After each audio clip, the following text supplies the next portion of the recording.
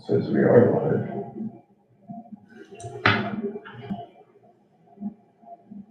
Good? Yes. Yeah, see, yeah, this is actually pretty bad. When I look at the shade, it's gotta be the most, so everybody's very, nobody knows in a dark room. There you go. That works. Thanks, Andrew. Thank you. Yeah, it's a little bit better. Good morning, welcome to the Troy Community Land Bank A&D Committee meeting. Today is October 6th. We will start with a roll call. Andrew Cooper. Here. Brian Barker. Here. James Mager. Here. Also in attendance is Executive Director Brad Lewis and Project Manager Paul Donnelly. We will start with the review and approval of the minutes from September 8th, 2025. Can I get a motion to approve? I'll motion. Second. Any discussion, any questions over the minutes? If no comments, all in favor? Aye. Aye. Any opposed? That motion passes, and we'll move directly into our discussion items, with the first being the cross mod, vacant land properties. Yeah. So we have no dispositions because everything's pending right now, so that's good. We only have potential acquisitions. The first one on the agenda is to prepare us if we want to apply for the cross mod program, which I think everyone's pretty warm to. I've gotten some information from the assessor that the properties in yellow are potential to be foreclosed on. And so because of that, I wanted to get that information to the board, to the committee, so that they could, preemptively approve trying to acquire them for this program. Or at least, it's a two-way street. We have to want to acquire them, and then the city has to want to sell them, and the city has to want to move forward with the program. One of the parts of the application are that city council has to pass a resolution in order for us to even apply for this program. So that's gonna be the first thing that happens. The city council is gonna pass the resolution. If the board sees fit and the committee sees fit to go after some of these lots, then once the application is there, we can either apply with city site control or try to get site control first. But the board's part of it is the part to clear the way to allow us to go after the ones that do work for the program. So I've got 6 of them that are in yellow that the board has not seen yet or heard about. First one being 156th Avenue. That's the old Haskell School. That's not the Haskell School, but It's been torn down, right? yeah, I can. I was just looking at it over here, and just to give. I'm gonna go with an overview. So that would be the Haskell School. And the reason why I'm making it wider is because when I go over to 8th Avenue, they're all single-story houses.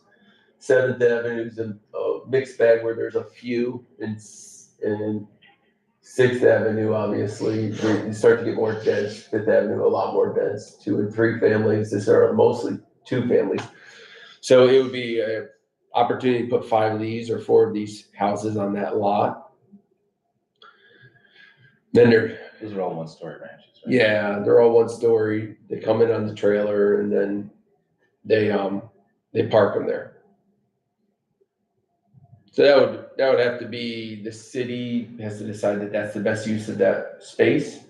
You also have stuff that like Habitat's doing on our lots on 7, 9, and 11 Park. They're putting in modulars, which are 2-story and side by side. They are able to get 4 in on, I think I'm not sure how wide it is, but I think it's relatively the same footprint, and they're able to put the 2 stories in. So maybe the city wants to go that direction too, but obviously my plan is to get as much approved on our end. So say to the city, what do you want to do? And allow them to decide what goes where. Can you just pan across the street from the, Then we go in. yeah, just pan like across the street, yeah. So yeah, so it's all kind of 2-story, 2 Yep. families. pretty much. Yeah, obviously the school's situated in the middle of a neighborhood, and so now it's completely gone. So the question is, what would go there and when would it go there? It's obviously, to fill it in with two families that are 5 feet apart from each other would make the neighborhood back to its like similar state. When you envision 4 or 5, everything's 6th Ave facing, Yeah, is there any potential to face stuff the other way? I don't know. I think, It's a deep lot. I've been down there. I looked at Haskell. yeah, it's 120 feet. I know the modulars are about 50. All right. They're about 58 wide. You also, if you look overhead, there's no electric overhead, so all the electric comes from the back. The water probably comes just from the one side. I know putting more on it doesn't necessarily change the fact that they're predominantly 2 families, but. Yeah. But even if you look right behind it, this one, that street, but if you go to 7th, Yeah, when you get off, they're more of capes and bungalows. There's some. yeah. Yeah, it's a raised range there. And then when we go over to, As you and so go- that sort of 8th Avenue is all single story the whole way. So Yeah, not, it's a little newer, yeah. yeah, and so, the question I think before the committee and before the board is gonna be, do we want to limit the sites that we do because of our preference for planning out the neighborhood? Do we let the city pick that? Or do we let HCR pick that? Because you're gonna have 3 hurdles, is our board has to agree to do these on sites. The city has to also agree, and then HCR has to say the sites work. So There's a minimum number. we have to Right, apply 10. with 10, yeah. Yeah. Cause I can see that, like, okay, some of the sites make it through, but would enough, Yeah, well, through the. no, they want us That's up to to HCR. provide 10 so that they can whittle it down Oh, to so their they can- best. okay. I assume, HCR does that. but if they say all 10 are great, this is perfect, or, I think unfortunately, across the street on 6th Ave, in that area is predominantly 2 family, right? Mhm. But that Haskell School has been a blight for that neighborhood in Lansingburg for quite some time. And if we are able to come in there and put some real infill in there, and because if we don't put owner occupied there, that this is gonna be, this has the chance to be another Leonard Hospital where developers want to go and throw a big apartment building up in there, and the neighborhood is definitely not gonna want that. So we can come in and potentially be a savior for the neighborhood. That's all owner occupied people on that street. 6th, 7th, and 8th in that part of the burg. Yeah, and so at the end of the day, the question for, I think, the board and the committee is how much do we want to play the decision makers? Because this is the same conversation you're gonna have is gonna be the one that the city council and HCR is gonna do. So if we're just allow it to be a conduit of their decisions, you can let them plan it out, or you guys can have preferences.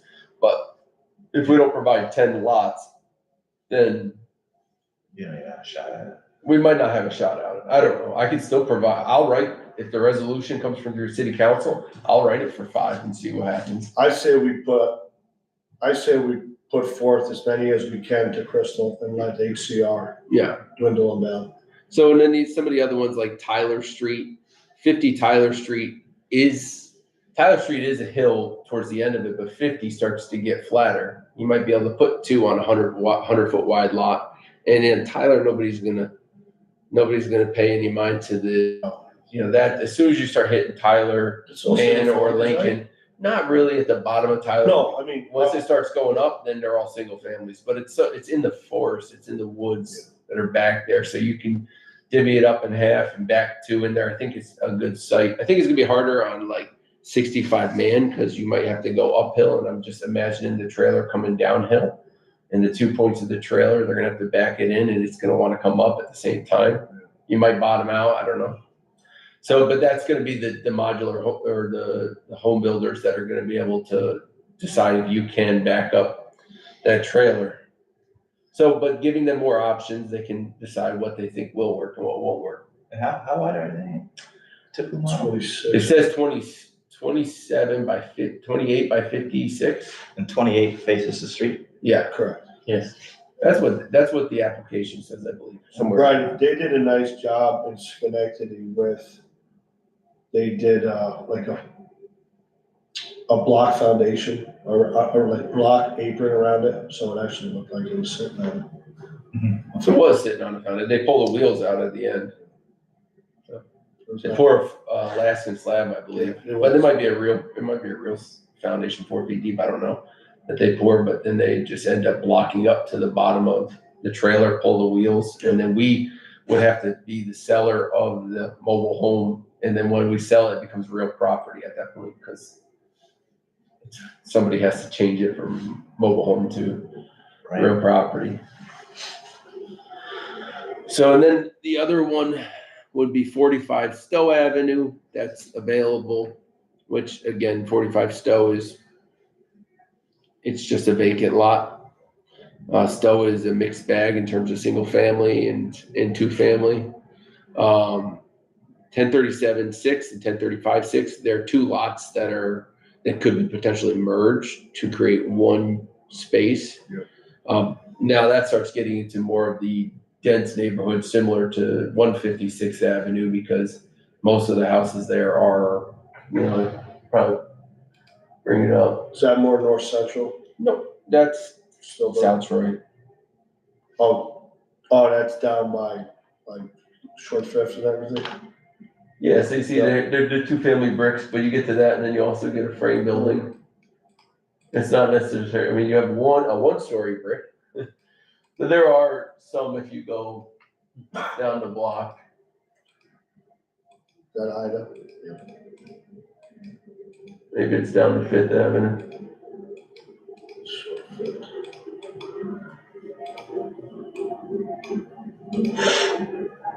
Yeah, right there. Chapon's house.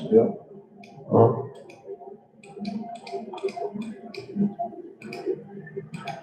Like, there's one right here on Fifth. Just play football in that street. Looks exactly like what Same we're, thing. so that's gonna be the interesting discussion about that, is like, how much do people wanna just reserve vacant lots so that they can be exactly like they were before, or allow for development that is available? $50 million is going to this program.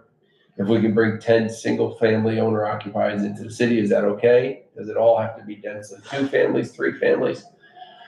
The character matters, but I don't think any of these are main strips, like Fifth Avenue, Second Avenue, River Street, First, Second, Third, or Fourth in South Troy. All of it's off. I mean, there's one 394th Street, but even that's a tight lot, and I don't know that it would be the world's best in terms of making it happen, but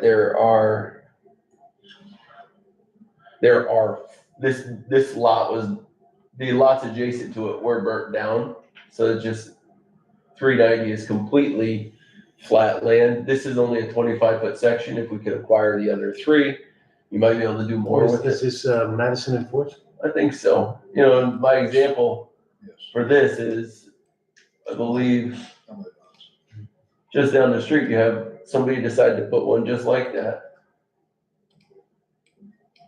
in the middle of the block, and you don't hear everybody picketing out front of that building saying, this doesn't belong. So, I don't know, it's an opportunity And for, that's not even on a full lot, because they know the people who live next door, yeah, and they split the lot with the people who did that. So they're only sitting on 2/3 of an actual standard lot size. it's probably 20-something, yeah. 25. So, and then that was 4th Street, and we talked 6th Avenue, Stowe and Tyler, and then the Haskell School. So those are the ones that I would say, these are opportunities. There were other ones that the city had on the list that just didn't make any sense or were too tight.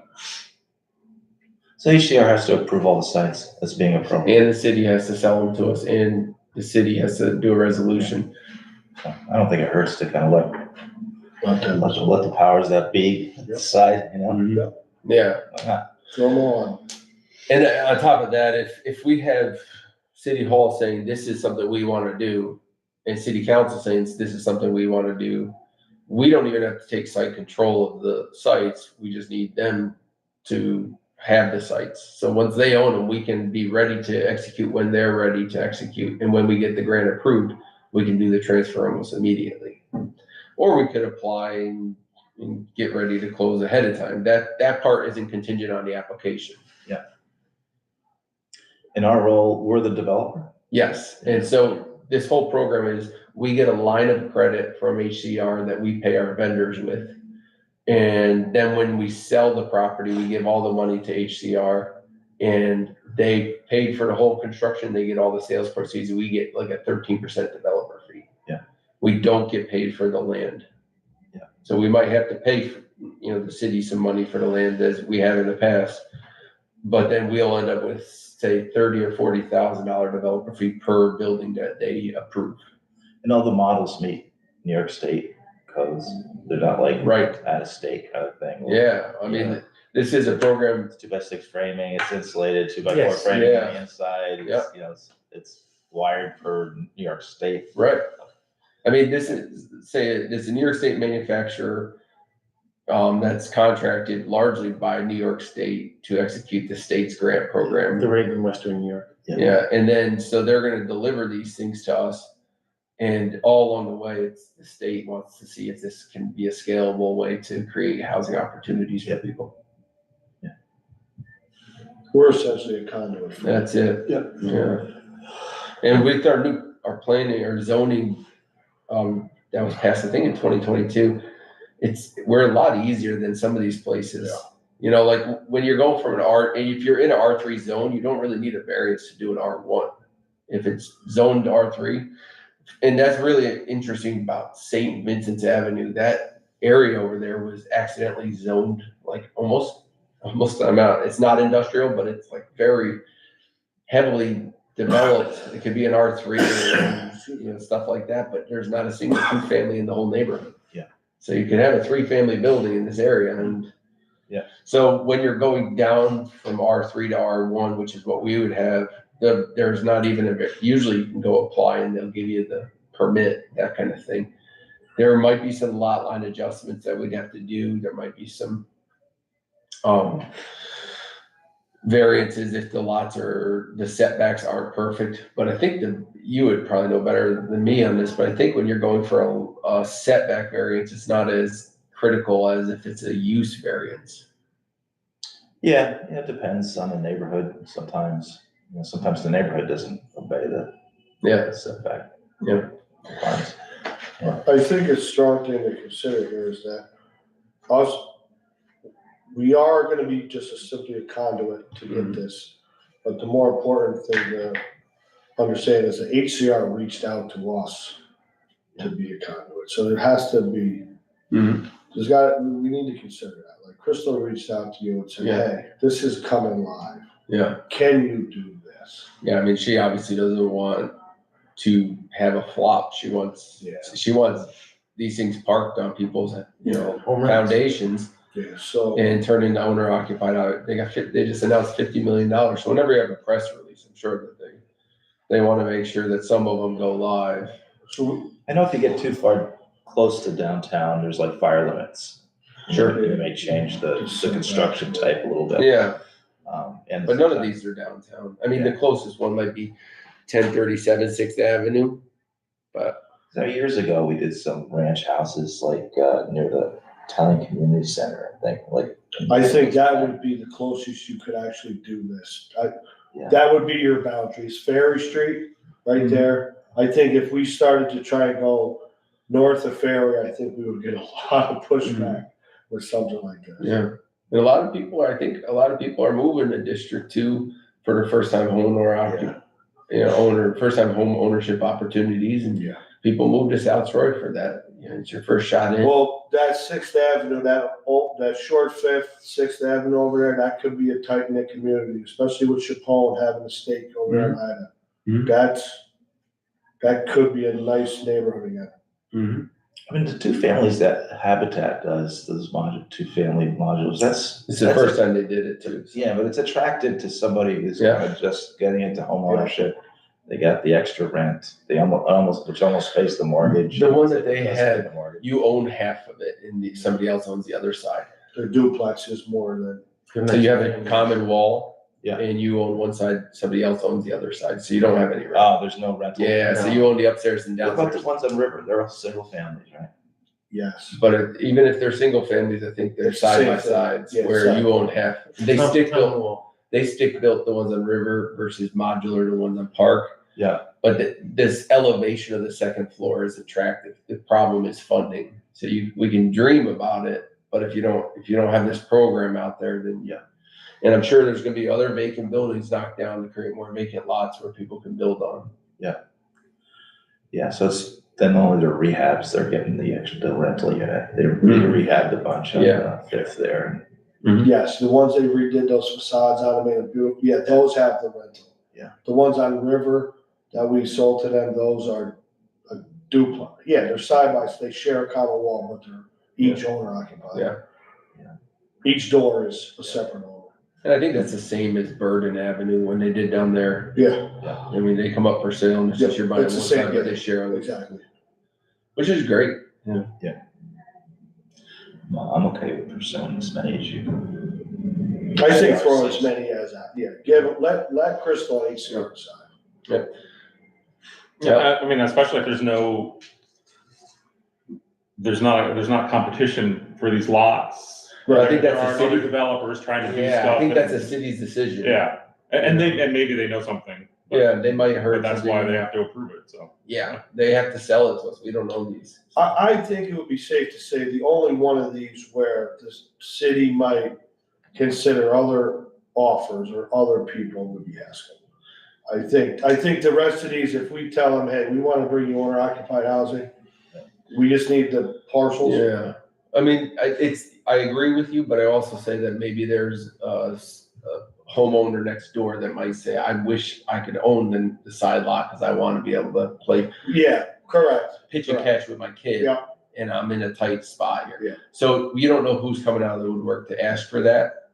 And so that might come up. I mean, sometimes when they go to city council to approve a sale, somebody comes up Somebody and voices their opinion. voices their opinion and says, I wish I Yeah. could buy this one.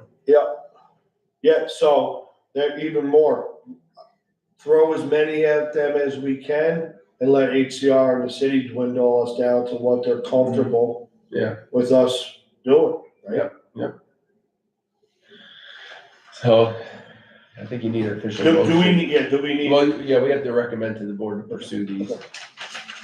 I make a motion to recommend to the board There's 6 of them on that list. for the 6, you want me to spell them out? I'd say the addresses, yeah. Okay, I recommend that A&D recommends to the full board to consider 156th Avenue, 50 Tyler, 45 Stowe, 1035 and 1037 6th Ave, and 394th Street for consideration of the crosswalk program. I'll second.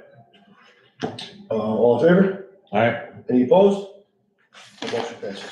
All right, then you got the 865 River Street, correct? Right, this one just landed on my desk.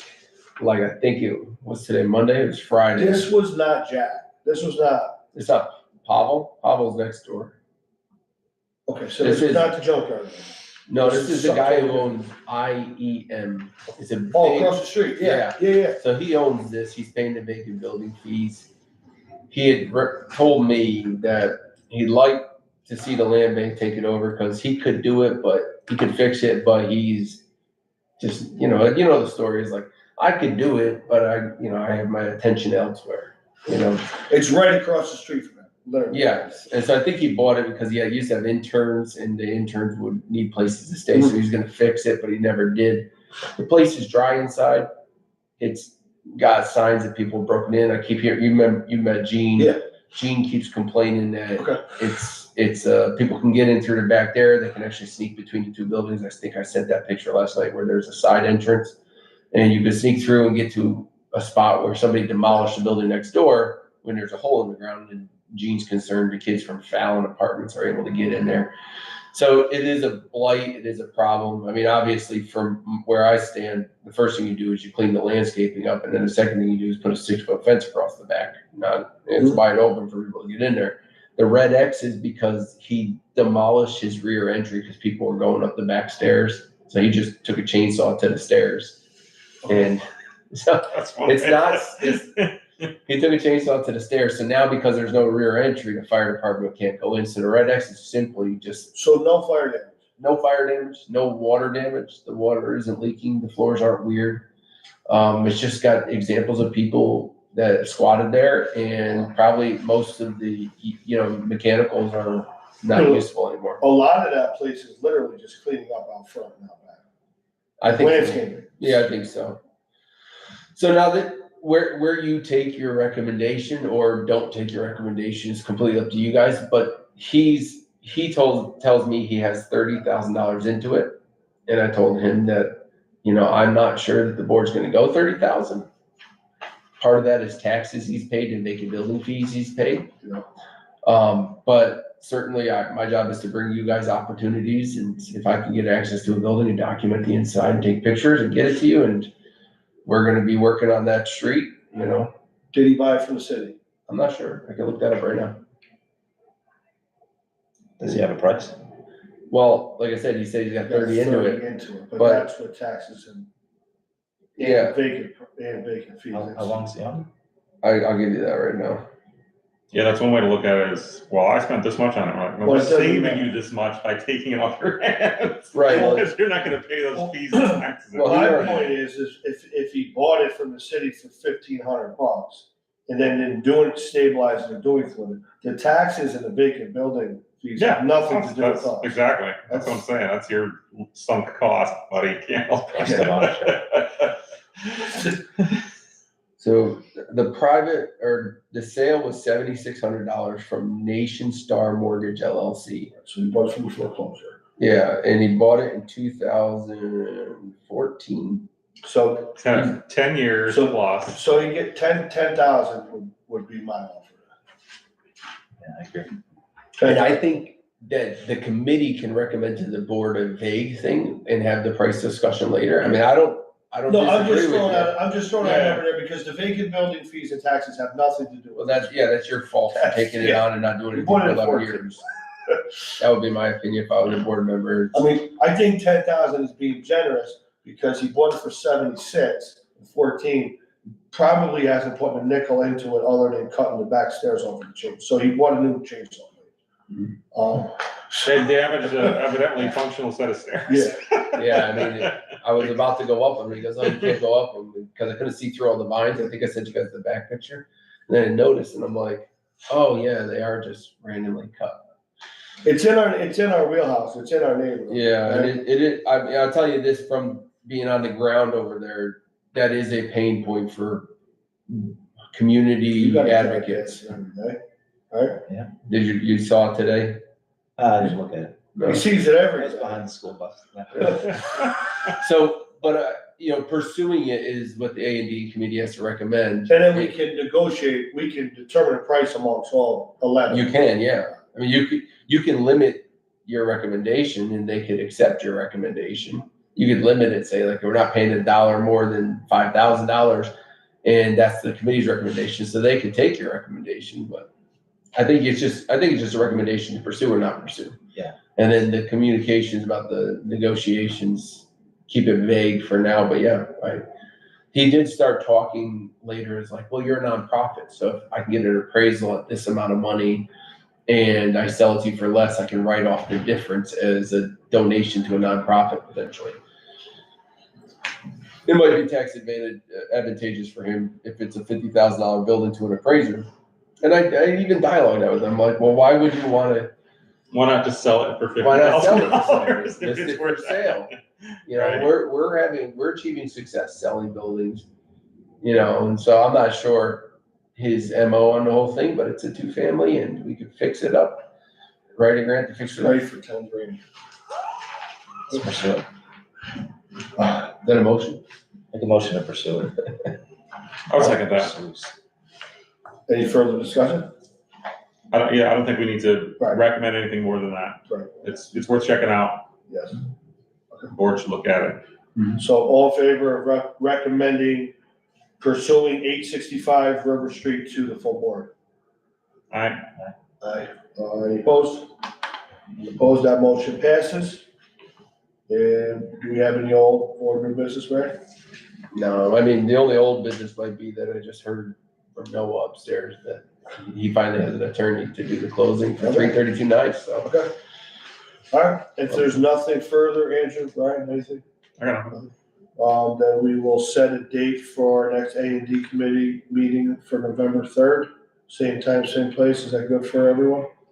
I don't think so. Day before election day, right? So then I will entertain a motion to adjourn. Be the last quiet one for a while. Can you second, A Andrew? second, sorry. It's all right. All in favor? Aye. Aye. And nobody's gonna oppose that, right, Paul? I don't think so. Aye. The meeting is adjourned.